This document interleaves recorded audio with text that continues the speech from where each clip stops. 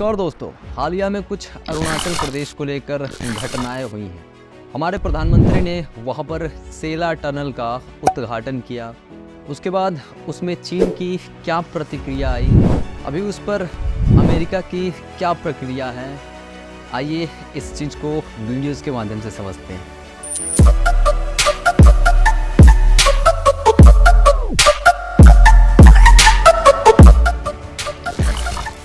अरुणाचल प्रदेश जो भारत का सबसे ईस्टर्न पार्ट है, यानी भारत का पूर्वी राज्य है, जिसके कारण सूरज की किरणें सबसे पहले अरुणाचल प्रदेश में ही पड़ती है। अरुणाचल प्रदेश का बलांगू या पीविथू नाम का जगह है, वहाँ पर सबसे पहले किरणें अरुणाचल प्रदेश में वहीं पर पड़ती हैं। अरुणाचल प्रदेश 3 देशों के साथ सीमाएं बनाता है। पहला भूटान के साथ, दूसरा ऊपर में चीन के साथ और तीसरा म्यांमार के साथ सीमा बनाता है।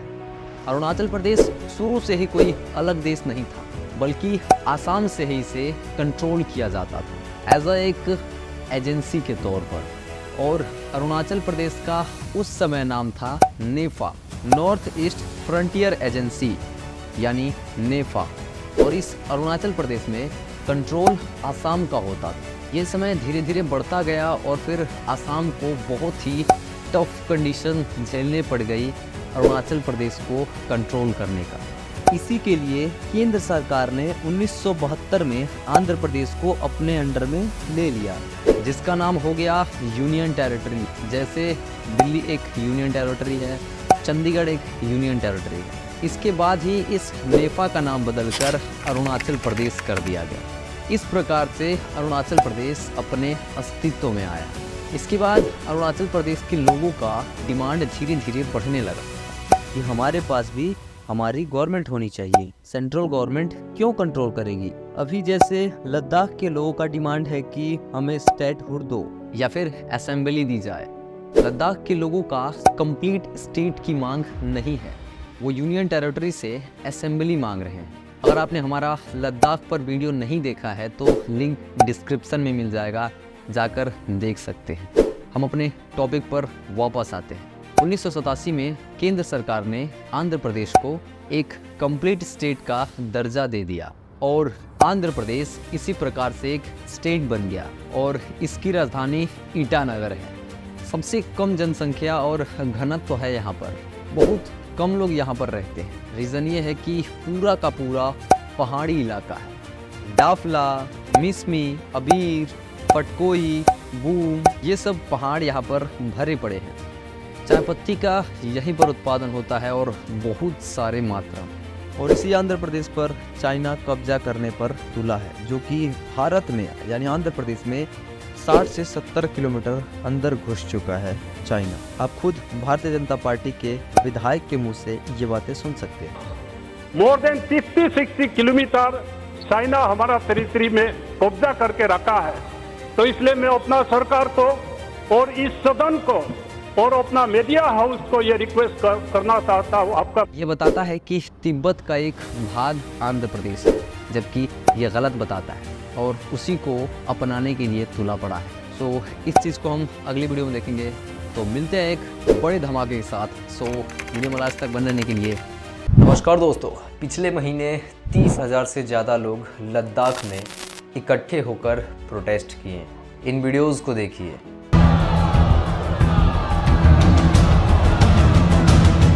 सुनकर लगेगा कि ये नंबर कुछ ज़्यादा बड़ा नहीं है, लेकिन 30,000 का मतलब है कि पूरी यूनियन टेरिटरी की 10% से ज़्यादा पॉपुलेशन सब एक जगह पे इकट्ठे थे अपने हक के लिए प्रोटेस्ट करने। 6 मार्च को जब बातचीत के बाद भी सरकार ने लोगों की नहीं सुनी, तो फेमस एजुकेटर और इनोवेटर और एक्टिविस्ट सोनम वांगचुक ने फैसला किया कि वो एक इनडेफिनेट फास्ट पर बैठेंगे। 21 दिन का अनशन जो एक आमरण अनशन बन सकता है। एक अनशन शुरू करने के लिए आमरण अनशन, जब तक हमारे लद्दाख की ये आवाज़ सुनी नहीं जाती, जब तक सरकार लद्दाख पर ध्यान न दे। सोच कर देखो, अगर किसी राज्य की 10% पॉपुलेशन सड़कों पर आ जाए तो ये कितना बड़ा खबर होगी। लेकिन इस तरह से इस खबर को दबाया जा रहा है न्यूज़ चैनल्स के द्वारा, ये बहुत ही शॉकिंग है देखना।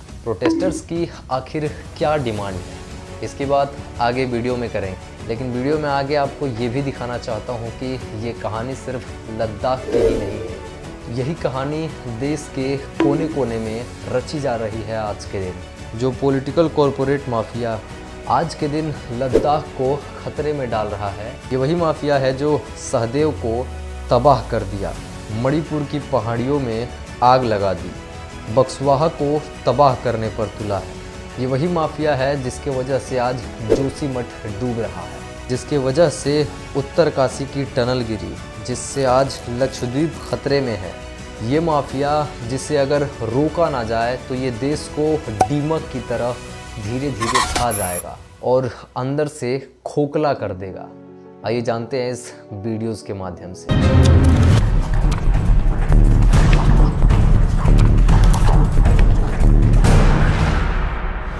सोनम वांगचुक को अगर आप नहीं जानते तो बताना ज़रूरी बनता है कि ये वही इंसान है जिससे इंस्पायर्ड होकर 3 इडियट फिल्म में रांचो का कैरेक्टर बनाया गया था। जो काम रांचो ने फिल्म में किया था वैसे ही इनोवेटेड आविष्कार सोनम वांगचुक ने असल ज़िंदगी में किया है। 2021 में उन्होंने इंडियन आर्मी के लिए ये इन्वायरमेंट सोलर हीटर टेंट बनाया था। इसकी मदद से हमारे जवानों को लद्दाख की कड़कती हुई ठंड में भी एक रहने के लिए कंफर्टेबल जगह मिल पाई। इसके अलावा सोनम वांगचुक ने कई सारी कार्बन न्यूट्रल सोलर बिल्डिंग्स को भी डिज़ाइन किया है और आइस टू पास का कॉन्सेप्ट भी यही लेकर आए थे। लद्दाख में वाटर शॉर्टेज से डील करने के लिए इन्होंने एक कॉन्सेप्ट इंट्रोड्यूस किया आर्टिफिशियल ग्लेशियर्स का। यही कारण है कि इनको थ्रू आउट द ईयर ढेर सारे अवार्ड से सम्मानित किया गया है, चाहे वो रामन मत्स्य अवार्ड, ग्रीन टीचर का अवार्ड हो या फिर यूनेस्को के तरफ से अवार्ड क्यों ना हो। तो आज जब यही सोनम वांगचुक इनडेफिनेट फास्ट पर बैठे हैं, कुछ तो सीरियस प्रॉब्लम होगी।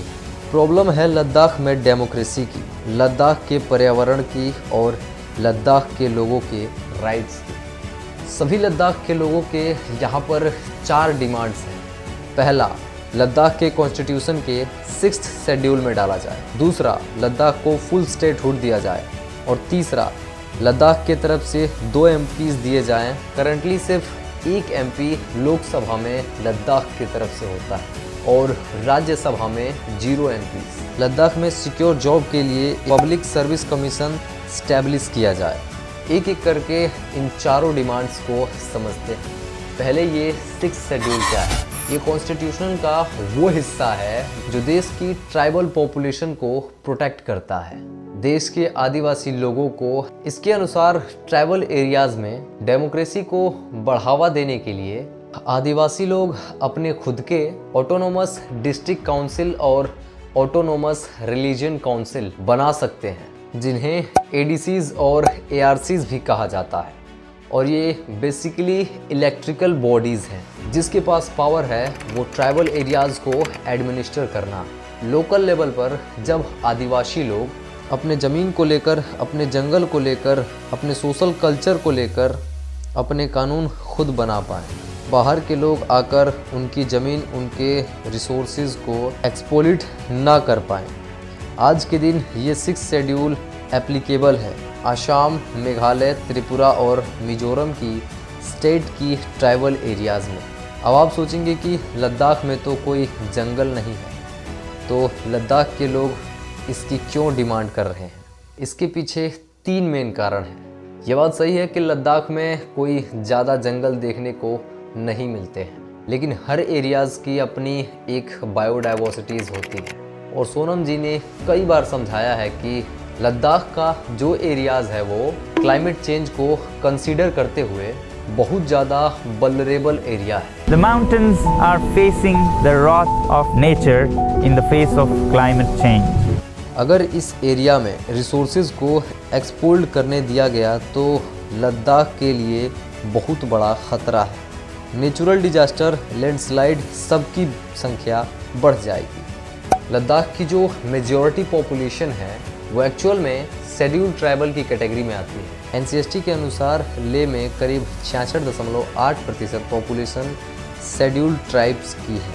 कारगिल में 83.49% और कुछ एरियाज़ में तो ये 99% तक जाती है। और सबसे बड़ा कारण 6 शेड्यूल लद्दाख के लोगों को अपना डेमोक्रेटिक अधिकार देगा। आज के दिन लद्दाख के लोगों के पास डेमोक्रेटिक के नाम पर है ही क्या। खुद ही सोच कर देखिए, जब से 2019 से आर्टिकल 370 हटाया था, लद्दाख को अलग यूनियन टेरिटरी बना दिया गया, जम्मू एंड कश्मीर को अलग यूनियन टेरिटरी। लोगों को 370 हटने से कोई दिक्कत नहीं थी, लेकिन जो सरकार ने उसके साथ साथ किया उससे दिक्कत थी। जम्मू एंड कश्मीर पहले फुल स्टेट हुआ करता था। 2019 के बाद से उसे डाउनग्रेड करके 2 अलग अलग यूनियन टेरिटरी में बांट दिया गया। यही चीज़ जम्मू एंड कश्मीर के फॉर्मर सत्यपाल मलिक ने भी करी थी। 370 हटाने से ज़्यादा इसका बुरा मानते हैं। बिल्कुल, तो किया क्यों ये? इसमें भी मेरी कोई सलाह नहीं थी, लेते तो मैं मना करता। जम्मू एंड कश्मीर के यूनियन टेरिटरी को तो फिर भी अपनी विधानसभा, अपनी लेजिस्लेटिव असेंबली मिल गई, लेकिन लद्दाख से तो वो भी हक छीन लिया गया। 2019 से पहले जब Jammu and Kashmir full state हुआ करती थी, उस समय लद्दाख के तरफ से 4 MPs होते थे, लेकिन आज के दिन ये नंबर 0 बन गया। दिल्ली भी एक यूनियन टेरिटरी है, लेकिन वहाँ भी स्टेट लेवल पर सरकार एग्जिस्ट करती है, जिसे आप वोट दे सकते हो, जिसे चुन सकते हो। वो अलग बात है कि सेंट्रल गवर्नमेंट ने दिल्ली सरकार से भी पावर छीनने की ज़बरदस्त कोशिश करी है पिछले कुछ सालों में, लेकिन लद्दाख से तो पूरा का पूरा हक ही छीन लिया गया है। स्टेट लेवल पर कुछ है ही नहीं जिसे आप वोट देकर चुन सको। इससे ऊपर के लेवल पर लद्दाख के लोग सिर्फ लोकसभा के इलेक्शंस में वोट डालने जा सकते हैं, लेकिन वहाँ पर भी उन्हें सिर्फ 1 MPs दिया गया है।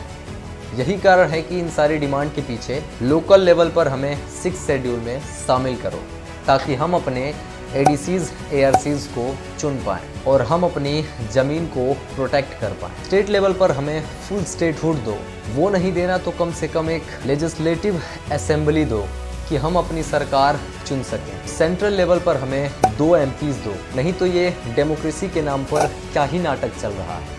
सबसे दिलचस्प बात यह है दोस्तों कि इससे फ़र्क नहीं पड़ता कि आप मेरी रीजनिंग से एग्री करो या फिर ना करो, क्योंकि आज से 4 साल पहले बीजेपी ने खुद डिमांड उठाई थी लद्दाख को 6 शेड्यूल में डालने का। आखिर क्या कारण हो सकता है कि बीजेपी अब इस डिमांड को पूरा नहीं करना चाहती? ये कारण बड़ा दिलचस्प है और काफ़ी प्रेडिक्टेबल भी है, अगर आप बीजेपी की पॉलिटिक्स समझते हो तो।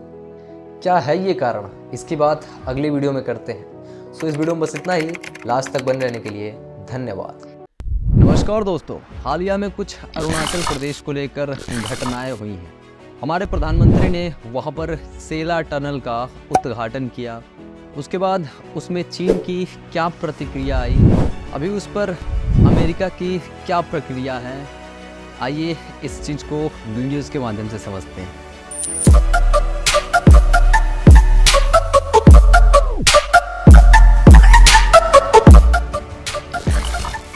अरुणाचल प्रदेश जो भारत का सबसे ईस्टर्न पार्ट है, यानी भारत का पूर्वी राज्य है, जिसके कारण सूरज की किरणें सबसे पहले अरुणाचल प्रदेश में ही पड़ती है।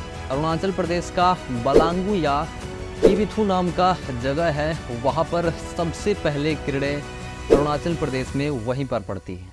अरुणाचल प्रदेश 3 देशों के साथ सीमाएं बनाता है। पहला भूटान के साथ, दूसरा ऊपर में चीन के साथ और तीसरा म्यांमार के साथ सीमा बनाता है। अरुणाचल प्रदेश शुरू से ही कोई अलग देश नहीं था, बल्कि आसाम से ही इसे कंट्रोल किया जाता था एज एक एजेंसी के तौर पर। और अरुणाचल प्रदेश का उस समय नाम था नेफा, नॉर्थ ईस्ट फ्रंटियर एजेंसी यानी नेफा। और इस अरुणाचल प्रदेश में कंट्रोल आसाम का होता था। ये समय धीरे धीरे बढ़ता गया और फिर आसाम को बहुत ही टफ कंडीशन झेलने पड़ गई अरुणाचल प्रदेश को कंट्रोल करने का। इसी के लिए केंद्र सरकार ने 1972 में आंध्र प्रदेश को अपने अंडर में ले लिया, जिसका नाम हो गया यूनियन टेरिटरी। जैसे दिल्ली एक यूनियन टेरिटरी है, चंडीगढ़ एक यूनियन टेरिटरी है। इसके बाद ही इस नेफा का नाम बदलकर अरुणाचल प्रदेश कर दिया गया। इस प्रकार से अरुणाचल प्रदेश अपने अस्तित्व में आया। इसके बाद अरुणाचल प्रदेश के लोगों का डिमांड धीरे धीरे बढ़ने लगा कि हमारे पास भी हमारी गवर्नमेंट होनी चाहिए, सेंट्रल गवर्नमेंट क्यों कंट्रोल करेगी। अभी जैसे लद्दाख के लोगों का डिमांड है कि हमें स्टेटहुड दो या फिर असेंबली दी जाए। लद्दाख के लोगों का कंप्लीट स्टेट की मांग नहीं है, वो यूनियन टेरिटरी से असेंबली मांग रहे हैं। अगर आपने हमारा लद्दाख पर वीडियो नहीं देखा है तो लिंक डिस्क्रिप्शन में मिल जाएगा, जाकर देख सकते हैं। हम अपने टॉपिक पर वापस आते हैं। 1987 में केंद्र सरकार ने आंध्र प्रदेश को एक कंप्लीट स्टेट का दर्जा दे दिया और आंध्र प्रदेश इसी प्रकार से एक स्टेट बन गया और इसकी राजधानी ईटानगर है। सबसे कम जनसंख्या और घनत्व है यहाँ पर, बहुत कम लोग यहाँ पर रहते हैं। रीज़न ये है कि पूरा का पूरा पहाड़ी इलाका है। डाफला, मिसमी, अबीर, पटकोई, बूम, ये सब पहाड़ यहाँ पर भरे पड़े हैं। चाय पत्ती का यहीं पर उत्पादन होता है और बहुत सारे मात्रा में। और इसी आंध्र प्रदेश पर चाइना कब्जा करने पर तुला है, जो कि भारत में यानी आंध्र प्रदेश में 60 से 70 किलोमीटर अंदर घुस चुका है चाइना। आप खुद भारतीय जनता पार्टी के विधायक के मुंह से ये बातें सुन सकते हैं। मोर देन 50-60 किलोमीटर चाइना हमारा टेरिटरी में कब्जा करके रखा है। तो इसलिए मैं अपना सरकार को और इस सदन को और अपना मीडिया हाउस को ये रिक्वेस्ट करना चाहता हूँ आपका। ये बताता है कि तिब्बत का एक भाग आंध्र प्रदेश है, जबकि ये गलत बताता है और उसी को अपनाने के लिए तुला पड़ा है। सो इस चीज़ को हम अगली वीडियो में देखेंगे। तो मिलते हैं एक बड़े धमाके के साथ। सो वीडियो में लास्ट तक बने रहने के लिए नमस्कार दोस्तों। हमने पिछले वीडियो में बात किया था कि बीजेपी के लिए बहुत ही बुरा साबित होने जा रहा है, क्योंकि एसबीआई की 14 तारीख की चोरी पकड़ी जा चुकी है। इस वीडियो में देखेंगे कि बीजेपी अपनी कैसी सारी फंडिंग की छुपाने की तैयारी बहुत ही बढ़िया ढंग से कर रही है, क्योंकि इलेक्टोरल बॉन्ड्स के कारण बीजेपी बहुत ही बुरी तरीके से फंस चुकी। वैसे भी छपी छाप ओस की संबंध खबरें काफी कुछ बता रही हैं। कौन किसके करीब है इसी से पता चल रहा है कि पहले छापे पड़े, फिर उसने बॉन्ड खरीदे। किसी ने बॉन्ड खरीदा तो बाद में सरकार ने उसे ठेका दिया। भारत में 16 लाख से अधिक रजिस्टर्ड कंपनियां हैं और इलेक्टोरल बॉन्ड्स खरीदने वाली कंपनियां मात्र 1300। यह नंबर बताता है कि मुट्ठी भर लोगों का सत्ता के केंद्र से कितना गहरा असर हो गया है। अब आप इसे देखिए, इसमें कई बुलबुले हैं। कुछ बड़े बुलबुले को देखिए। सबसे बड़ा बुलबुला फ्यूचर गेमिंग का, जिसने 1368 करोड़ का बॉन्ड खरीदा है। इसके बाद मेगा इंजीनियरिंग का बबल है, जिसे 966 करोड़ का बॉन्ड खरीदा। गुलाबी रंग में हल्दिया एनर्जी का बुलबुला है, जिसे 377 करोड़ का बॉन्ड खरीदा। इससे छोटा बुलबुला वेदांता ग्रुप का है, जिसे 376 करोड़ का बॉन्ड खरीदा। वेस्टर्न यूपी पावर ने 220 करोड़, भारतीय एयरटेल ने 198 करोड़ और केवेनर फूड पार्क ने 195 करोड़ का चंदा दिया, यानी बॉन्ड खरीदा। इसके अलावा इस तस्वीर में कई छोटे छोटे बुलबुले आपको नजर आ रहे होंगे। इनकी कहानी अभी सामने नहीं आई है। बड़े बड़े बुलबुले को देखकर आपको लगेगा कि इसकी संख्या बहुत ही कम है, यानी 16 लाख कंपनियां में बॉन्ड खरीदने वाली कंपनियां की संख्या महज 1300 है। इसमें से भी जो बड़ी राशि देने वाली कंपनियां हैं उसकी संख्या मुश्किल से 50 या फिर 20 होंगी। ये बुलबुले बता रहे हैं कि सत्ता के गलियारों में मुट्ठी भर लोगों का राज रहता है। इसे ही सत्ता और धन का केंद्रीकरण कहते हैं। किसी संदर्भ में ओलिगार्की कहते हैं तो किसी संदर्भ में कॉकस। कुछ मिसाल धनिक और भ्रष्ट लोगों का तंत्र है। ये सबसे अधिक बॉन्ड खरीदने वाली कंपनियां हैं, जिनका सरकार के बिना काम नहीं चलता। खनिज, धातु, टेलीकॉम, ड्रग्स, फार्मा सेक्टर के लिए काम करने वाली कंपनियां जिन्हें लाइसेंस की जरूरत पड़ती है। ऊर्जा इंफ्रास्ट्रक्चर इंजीनियरिंग के हैं तो सरकार से प्रोजेक्ट चाहिए। इस पाई चार्ट से आप साफ साफ समझ सकते हैं कि सबसे ज़्यादा चंदा बीजेपी को मिला है और उससे कम बड़ा हिस्सा दिख रहा है। उसके बाद तृणमूल कांग्रेस है और भारतीय राष्ट्रीय कांग्रेस। राजनीतिक दलों में भी कुछ ही को बस पैसे मिले हैं। मतलब यह हुआ कि कुछ कंपनियां ज़्यादा चंदा देकर अपने लिए बड़ा राहत लेती है, दूसरी कंपनियों को मैदान से बाहर कर देती है। और ये सब चंदा जाता है बीजेपी को और एक दो अन्य दलों को। बाकी दल कमजोर हो जाते हैं। चंद कंपनियों का राज रहेगा, एक ही पार्टी का राज रहेगा। फायदा किसका होगा? सबसे अधिक बॉन्ड खरीदने वाली कंपनी फ्यूचर गेमिंग। यह कंपनी तब तक ज्यादा चंदा देती है यानी बॉन्ड खरीदती है जब इसके यहाँ आयकर और ईडी का छापा पड़ता है। ये कौन सी पारदर्शी है कि जिस कंपनी के यहाँ फ्रॉड की जांच होती है वो कंपनी बॉन्ड खरीदने लग जाती है। मतलब अपना भाई तो उस्ताद है, कलाई दबाकर मुट्ठी खुलवा देता है। ये टैक्टिक या टैक्टिस और अपने पोल के लोगों के साथ भी आजमाई गई है। कई कंपनियों के बारे में पता चल रहा है कि पहले छापा पड़ा और फिर उसने बॉन्ड खरीदा। ऐसी कुछ कंपनियां हैं जिनके पास छापा पड़ा तो उन्होंने सरकार के लिए बॉन्ड खरीदा। इलेक्टोरल बॉन्ड्स को आप देखेंगे तो पता चलेगा कि हमारे देश के पीएम मोदी क्यों जाति और धर्म के नाम पर बात करते हैं, लड़ाई कर। पीएम मोदी का धर्म से क्या संबंध है और इलेक्टोरल बॉन्ड से क्या संबंध है, इसको हम नेक्स्ट वीडियो में देखेंगे। सो इस वीडियो में बस इतना ही। लास्ट तक बने रहने के लिए धन्यवाद। नमस्कार दोस्तों, सवाल पूछने से एमपीज को सस्पेंड करवा दिया, पक्ष ना बदलने पे ईडी और सीबीआई का रेड पड़वा दिया, डाल दिया विपक्ष को जेल में। क्या ऐसे आएगा मोदी? चंदा इलेक्टोरल बॉन्ड से खुद पैसे उठाया, मंत्री मीडिया को खरीदने में बहुत लुटाया, एंकर्स को बिस्कुट खिला के ऐसा बनाया पालतू कि देशवासियों के पक्ष में सवाल पूछने में बन गए फालतू। क्या ऐसे आएगा मोदी? रिजलर्स पार्टी को तोड़ा मरोड़ा, ना हुआ तो गवर्नर से उसे रोका, काबू में फिर भी ना आए तो रेड से उन्हें ठोका। मदर ऑफ डेमोक्रेसी कहते कहते डेमोक्रेसी की ही मदर सिस्टर कर दी। सुप्रीम कोर्ट के फैसले को लॉ या ऑर्डिनेंस बनाकर पलट दिया, 10 साल में एक बार भी नहीं माना कि कुछ गलत किया। चाइना का वार, लॉकडाउन का मार या नोटबंदी का प्रहार, सब चंगासी बोलकर पल्ला झाड़ लिया, नहीं तो नेहरू को फांसी के फंदे पे फिर से चढ़ा दिया। क्या ऐसे आएगा मोदी? बात होनी थी आमदनी, नौकरी, महंगाई और स्वास्थ्य की, मेक इन इंडिया की, सबकी प्रगति की, एक बेहतर भविष्य की, लेकिन हम रह गए हिंदू मुस्लिम मंदिर मस्जिद के फसाद में। लेकिन हम रह गए हिंदू मुस्लिम मंदिर मस्जिद के फसाद में। हो गए हम धुत अस वर्सेस देम के शराब में। क्या ऐसे आएगा मोदी? महीनों से जल रहा है मणिपुर, महीनों से जल रहा है मणिपुर, 30 किसान करते हैं हर दिन खुदकुशी, भूख हड़ताल पर है लद्दाख, लेकिन सवाल पूछो इन सब के बारे में तो फोड़ देंगे तुम्हारी आंख। Band, boycott, anti national, Khan market, टुकड़े टुकड़े गैंग का असला, मुद्दे नहीं बल्कि गालियों से होंगे 2024 का फैसला। क्या ऐसे आएगा मोदी?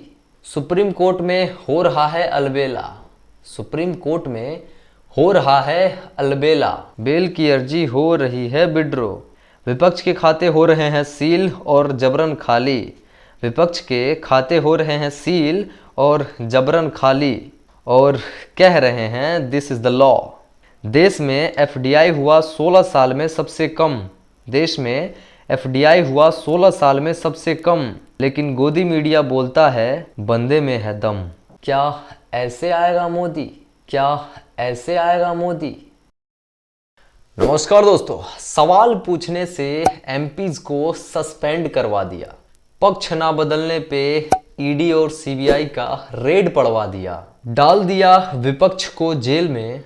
क्या ऐसे आएगा मोदी? चंदा इलेक्टोरल बॉन्ड से खुद पैसे उठाया, मंत्री मीडिया को खरीदने में बहुत लुटाया, एंकर्स को बिस्कुट खिला के ऐसा बनाया पालतू कि देशवासियों के पक्ष में सवाल पूछने में बन गए फालतू। क्या ऐसे आएगा मोदी? रिजलर्स पार्टी को तोड़ा मरोड़ा, ना हुआ तो गवर्नर से उसे रोका, काबू में फिर भी ना आए तो रेड से उन्हें ठोका।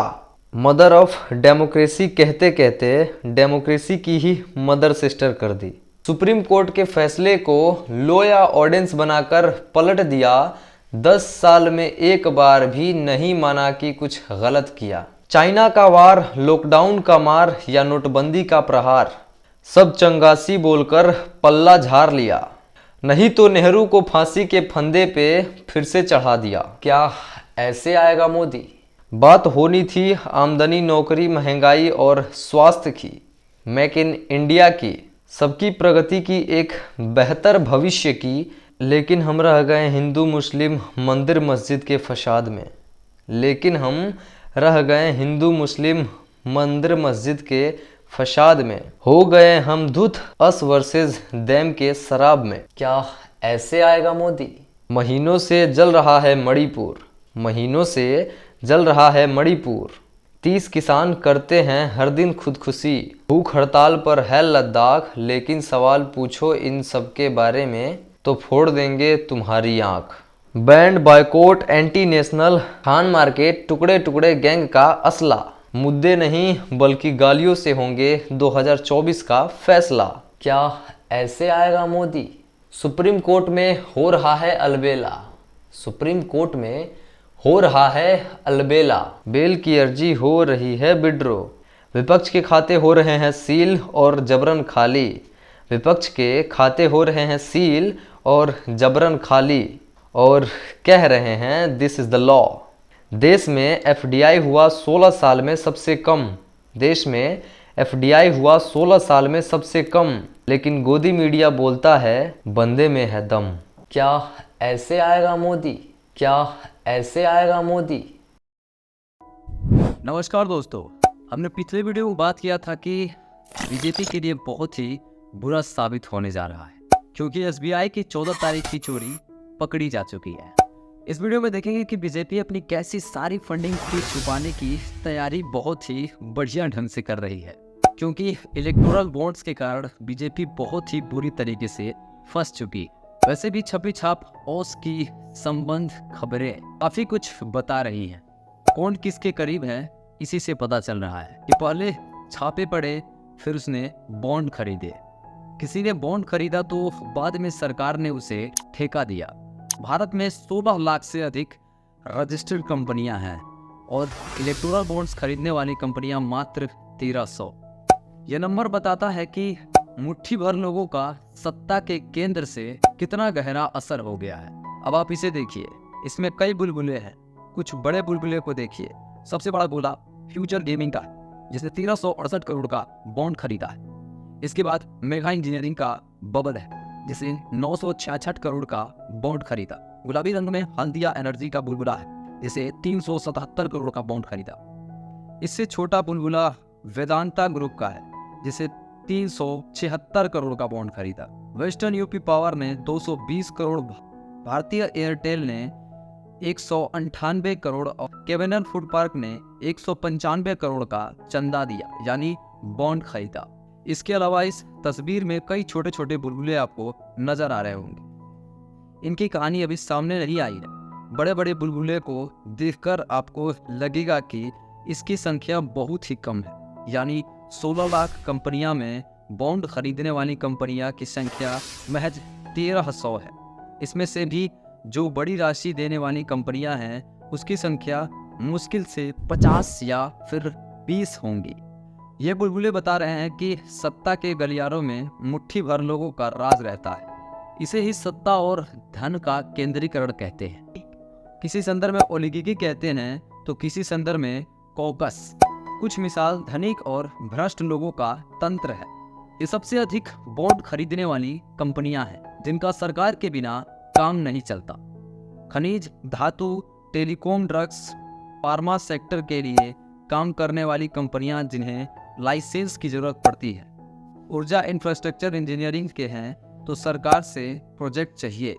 इस पाई चार्ट से आप साफ साफ समझ सकते हैं कि सबसे ज़्यादा चंदा बीजेपी को मिला है और उससे कम बड़ा हिस्सा दिख रहा है।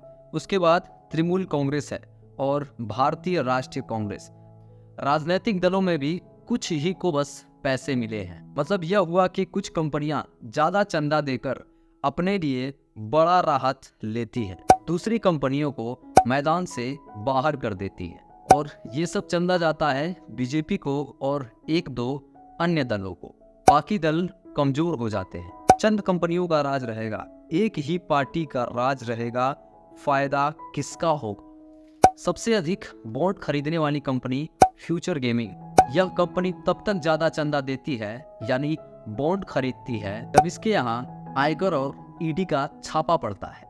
ये कौन सी पारदर्शी है कि जिस कंपनी के यहाँ फ्रॉड की जांच होती है वो कंपनी बॉन्ड खरीदने लग जाती है। मतलब अपना भाई तो उस्ताद है, कलाई दबाकर मुट्ठी खुलवा देता है।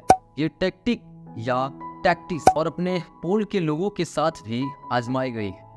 कई कंपनियों के बारे में पता चल रहा है कि पहले छापा पड़ा और फिर उसने बॉन्ड खरीदा। ऐसी कुछ कंपनियां हैं जिनके पास छापा पड़ा तो उन्होंने सरकार के लिए बॉन्ड खरीदा।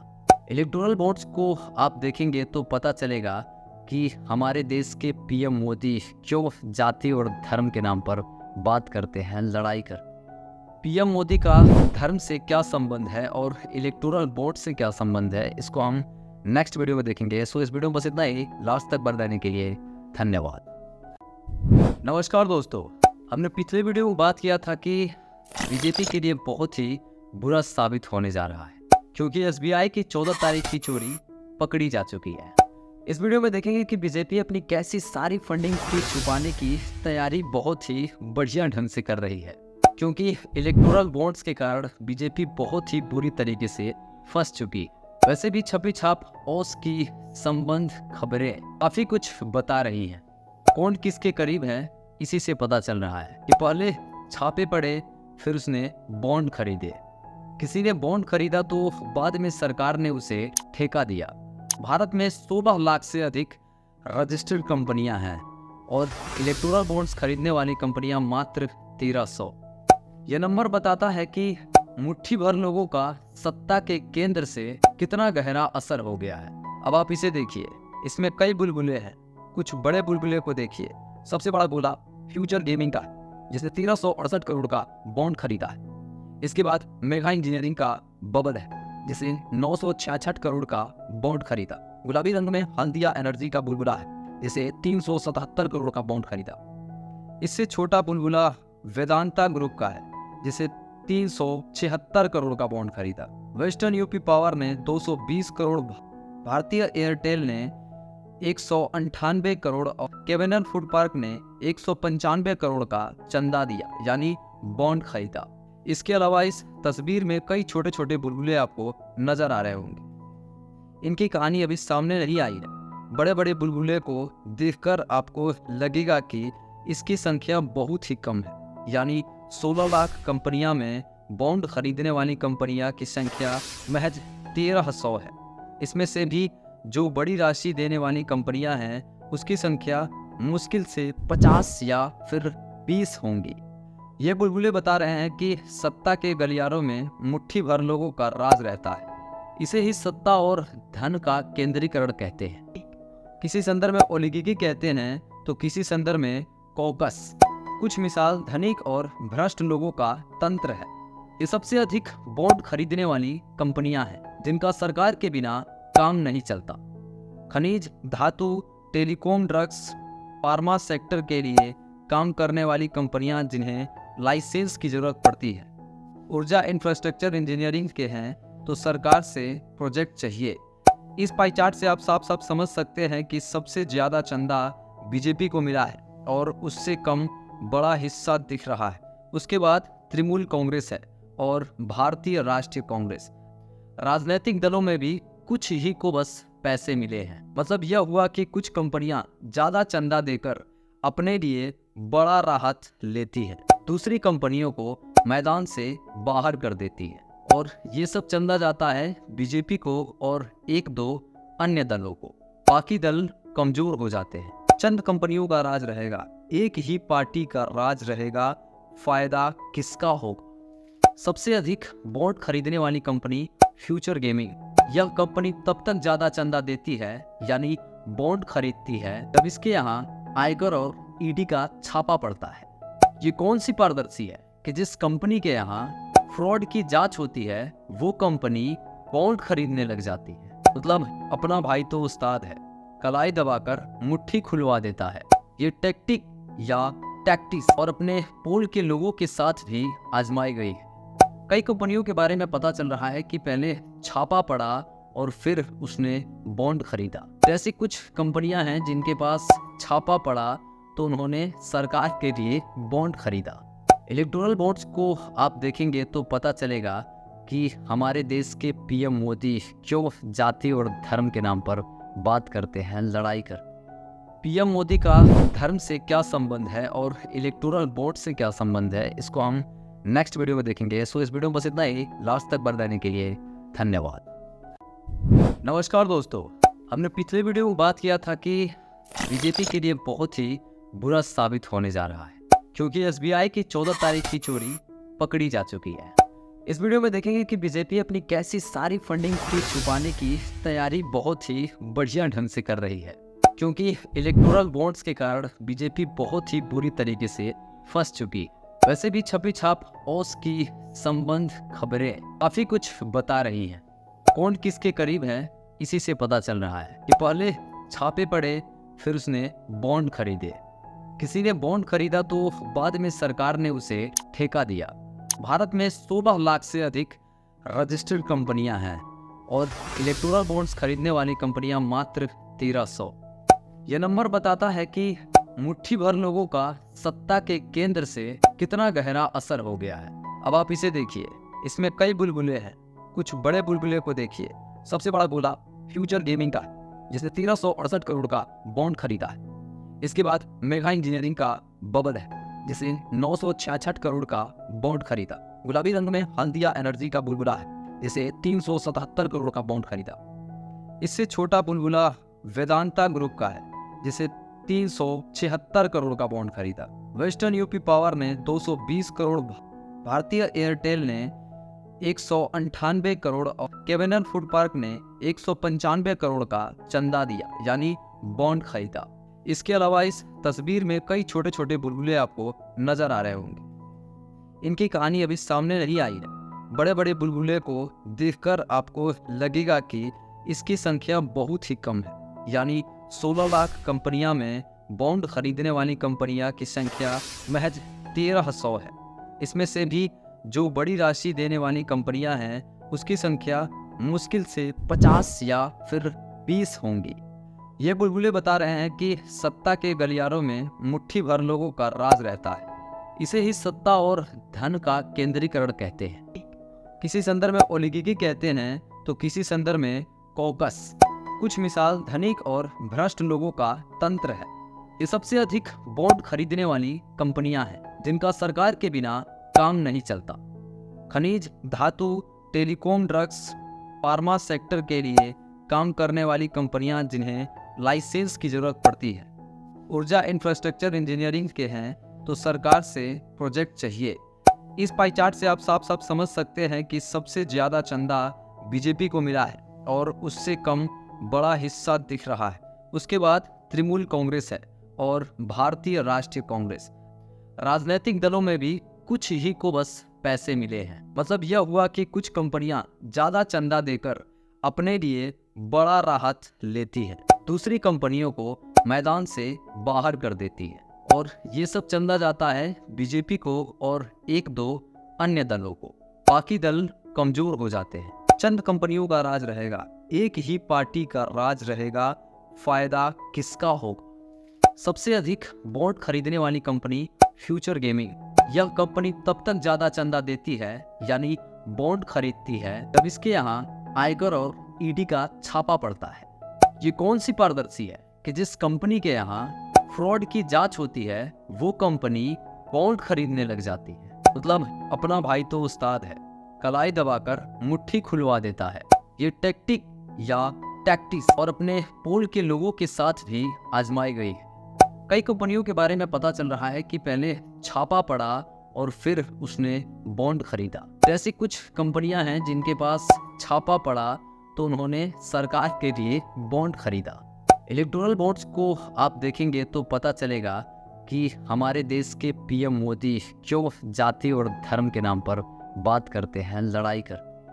पीएम मोदी का धर्म से क्या संबंध है और इलेक्टोरल बॉन्ड से क्या संबंध है, इसको हम नेक्स्ट वीडियो में देखेंगे। सो इस वीडियो में बस इतना ही। लास्ट तक बने रहने के लिए धन्यवाद।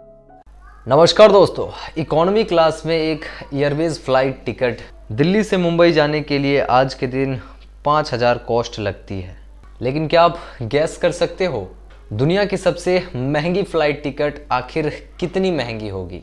शायद आप सोचोगे 5 लाख, 10 लाख या फिर 20 लाख, लेकिन फिर भी आप जवाब से बहुत दूर हो। ये देखो, एतिहाद एयरवेज की first class seat the residence, ये सीट कम बल्कि हवाई जहाज़ में एक होटल का कमरा ज़्यादा है। आपको अपना क्वीन साइज डबल बेड मिलता है सोने के लिए, साथ ही साथ अपना खुद का एक प्राइवेट बाथरूम और बैठने की जगह जो वो अलग अलग दी जाती है। ये सीट एतिहाद एयरवेज की हर प्लेन पर मौजूद नहीं है, बल्कि कुछ ही फ्लाइट पर अवेलेबल है, जैसे कि न्यूयॉर्क से जाने वाली आबू धाबी की फ़्लाइट। ये 12.5 घंटे की फ़्लाइट में आपको खुद का बटलर भी दिया जाता है। खाना सर्व करते वक्त इतना सजाकर इस तरीके का खाना सर्व किया जाता है कि आप भूल ही जाओगे कि आप एक एयरप्लेन में बैठे हो। टोटल 125 स्क्वायर फुट की जगह ये सिर्फ आपके लिए प्राइवेटली मौजूद है।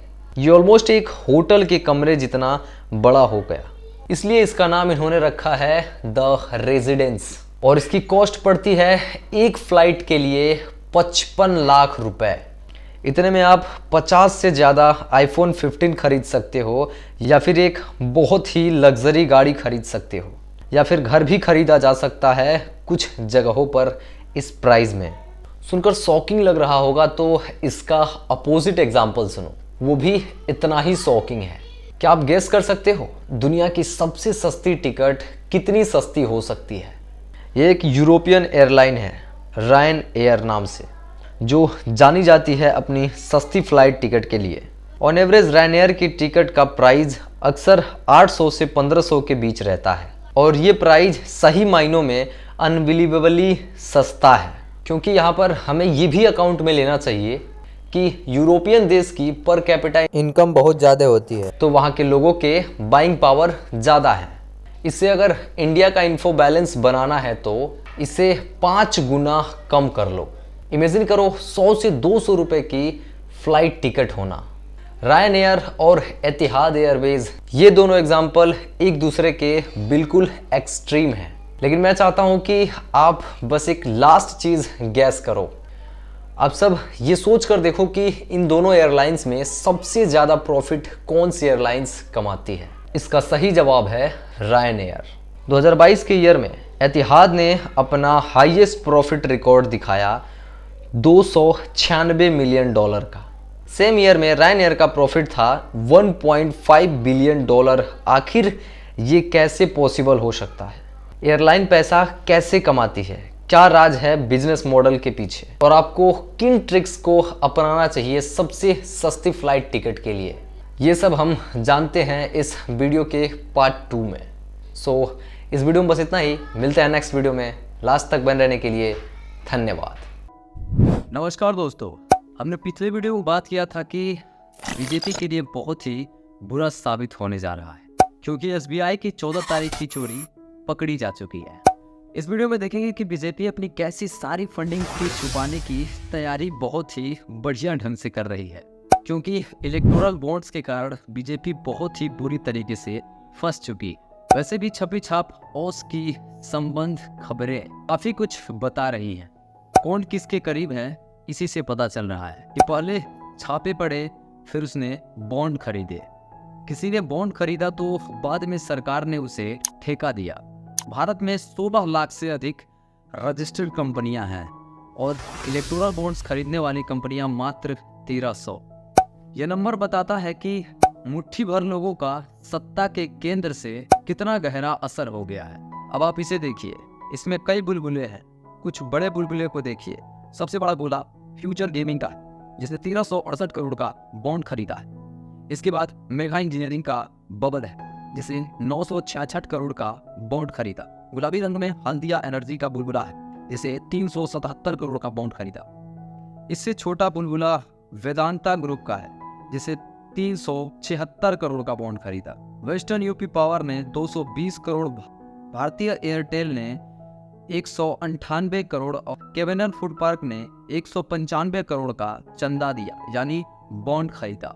इसके अलावा इस तस्वीर में कई छोटे छोटे बुलबुले आपको नजर आ रहे होंगे। इनकी कहानी अभी सामने नहीं आई है। बड़े बड़े बुलबुले को देखकर आपको लगेगा कि इसकी संख्या बहुत ही कम है, यानी 16 लाख कंपनियां में बॉन्ड खरीदने वाली कंपनियां की संख्या महज 1300 है। इसमें से भी जो बड़ी राशि देने वाली कंपनियां हैं उसकी संख्या मुश्किल से 50 या फिर 20 होंगी। ये बुलबुले बता रहे हैं कि सत्ता के गलियारों में मुट्ठी भर लोगों का राज रहता है। इसे ही सत्ता और धन का केंद्रीकरण कहते हैं। किसी संदर्भ में ओलिगार्की कहते हैं तो किसी संदर्भ में कॉकस। कुछ मिसाल धनिक और भ्रष्ट लोगों का तंत्र है। ये सबसे अधिक बॉन्ड खरीदने वाली कंपनियां हैं जिनका सरकार के बिना काम नहीं चलता।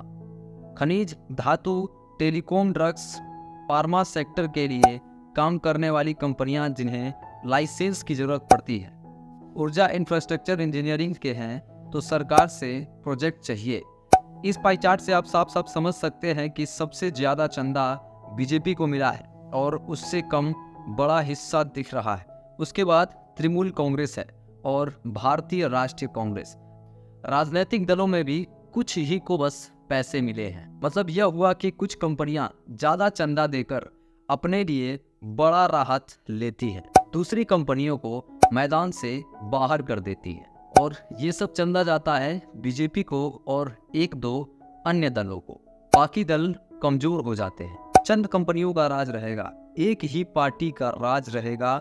फायदा किसका होगा? सबसे अधिक बॉन्ड खरीदने वाली कंपनी फ्यूचर गेमिंग। यह कंपनी तब तक ज्यादा चंदा देती है, यानी बॉन्ड खरीदती है, जब इसके यहाँ आयकर और ईडी का छापा पड़ता है। ये कौन सी पारदर्शी है कि जिस कंपनी के यहाँ फ्रॉड की जांच होती है वो कंपनी बॉन्ड खरीदने लग जाती है। मतलब अपना भाई तो उस्ताद है, कलाई दबाकर मुट्ठी खुलवा देता है। ये टैक्टिक या टैक्टिस और अपने पोल के लोगों के साथ भी आजमाई गई है। कई कंपनियों के बारे में पता चल रहा है कि पहले छापा पड़ा और फिर उसने बॉन्ड खरीदा। जैसी कुछ कंपनियां हैं जिनके पास छापा पड़ा तो उन्होंने सरकार के लिए बॉन्ड खरीदा। इलेक्टोरल बॉन्ड्स को आप देखेंगे तो पता चलेगा कि हमारे देश के पीएम मोदी क्यों जाति और धर्म के नाम पर बात करते हैं, लड़ाई कर। पीएम मोदी का धर्म से क्या संबंध है और इलेक्टोरल बॉन्ड से क्या संबंध है, इसको हम नेक्स्ट वीडियो में देखेंगे। सो इस वीडियो में बस इतना ही। लास्ट तक बने रहने के लिए धन्यवाद। नमस्कार दोस्तों, हमने पिछले वीडियो में बात किया था कि बीजेपी के लिए बहुत ही बुरा साबित होने जा रहा है क्योंकि एसबीआई की 14 तारीख की चोरी पकड़ी जा चुकी है। इस वीडियो में देखेंगे कि बीजेपी अपनी कैसी सारी फंडिंग को छुपाने की तैयारी बहुत ही बढ़िया ढंग से कर रही है, क्योंकि इलेक्टोरल बॉन्ड्स के कारण बीजेपी बहुत ही बुरी तरीके से फंस चुकी। वैसे भी छपी छाप ओस की संबंध खबरें काफी कुछ बता रही हैं। कौन किसके करीब है इसी से पता चल रहा है कि पहले छापे पड़े फिर उसने बॉन्ड खरीदे। किसी ने बॉन्ड खरीदा तो बाद में सरकार ने उसे ठेका दिया। भारत में 16 लाख से अधिक रजिस्टर्ड कंपनियां हैं और इलेक्टोरल बॉन्ड्स खरीदने वाली कंपनियां मात्र 1300। यह नंबर बताता है कि मुट्ठी भर लोगों का सत्ता के केंद्र से कितना गहरा असर हो गया है। अब आप इसे देखिए, इसमें कई बुलबुले हैं। कुछ बड़े बुलबुले को देखिए। सबसे बड़ा बुलबुला फ्यूचर गेमिंग का, जिसने 1368 करोड़ का बॉन्ड खरीदा है। इसके बाद मेगा इंजीनियरिंग का बबल है जिसे 966 करोड़ का बॉन्ड खरीदा। गुलाबी रंग में हल्दिया एनर्जी का बुलबुला है जिसे 377 करोड़ का बॉन्ड खरीदा। इससे छोटा बुलबुला वेदांता ग्रुप का है जिसे 376 करोड़ का बॉन्ड खरीदा। वेस्टर्न यूपी पावर ने 220 करोड़, भारतीय एयरटेल ने 198 करोड़ और केवेनर फूड पार्क ने 195 करोड़ का चंदा दिया, यानी बॉन्ड खरीदा। इसके अलावा इस तस्वीर में कई छोटे छोटे बुलबुले आपको नजर आ रहे होंगे। इनकी कहानी अभी सामने नहीं आई है। बड़े बड़े बुलबुले को देखकर आपको लगेगा कि इसकी संख्या बहुत ही कम है, यानी 16 लाख कंपनियां में बॉन्ड खरीदने वाली कंपनियां की संख्या महज 1300 है। इसमें से भी जो बड़ी राशि देने वाली कंपनियां हैं उसकी संख्या मुश्किल से 50 या फिर 20 होंगी। ये बुलबुले बता रहे हैं कि सत्ता के गलियारों में मुट्ठी भर लोगों का राज रहता है। इसे ही सत्ता और धन का केंद्रीकरण कहते हैं। किसी संदर्भ में ओलिगार्की कहते हैं तो किसी संदर्भ में कॉकस। कुछ मिसाल धनिक और भ्रष्ट लोगों का तंत्र है।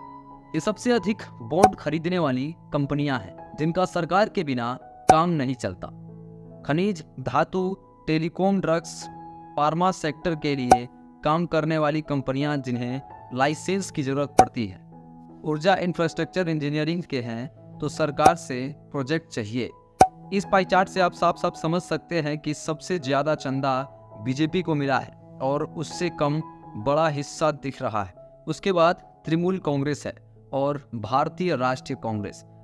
राजनीतिक दलों में भी कुछ ही को बस पैसे मिले हैं। मतलब यह हुआ कि कुछ कंपनियां ज़्यादा चंदा देकर अपने लिए बड़ा राहत लेती है, दूसरी कंपनियों को मैदान से बाहर कर देती है और ये सब चंदा जाता है बीजेपी को और एक दो अन्य दलों को।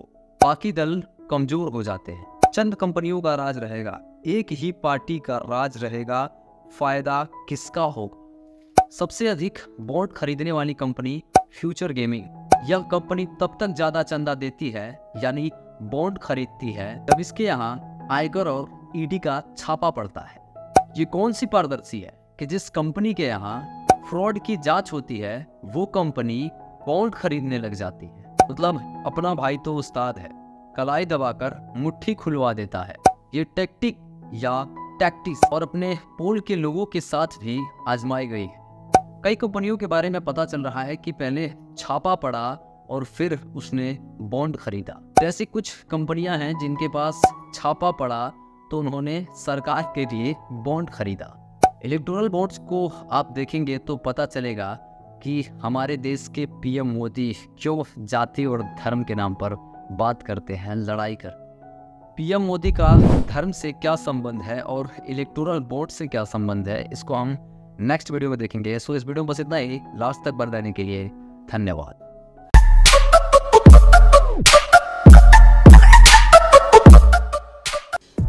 नमस्कार दोस्तों, अगर भविष्य में मेरी पोस्ट बीजेपी के समर्थन में आने लग जाए तो समझ जाना कि मेरे घर पे सीबीआई और ईडी का छापा पड़ चुका है, या फिर मुझे भाजपा से टिकट मिल चुका है, या फिर मुझे 1 या 2 करोड़ का फंड मिल चुका है। #अवध ओझा। आप लोग समझ चुके होंगे कि मैं किस टॉपिक पे बात करने वाला हूँ। संविधान और विधान भंग कर देना चाहिए। अब तो समय उनको क्राउन पहनने का, मोदी डायनेस्टी। दरअसल एक उदाहरण पेश करना चाहता हूँ मैं। रिहाना के महज कुछ घंटों नाचने के लिए अंबानी ने 74 करोड़ रुपए दिए थे उसे।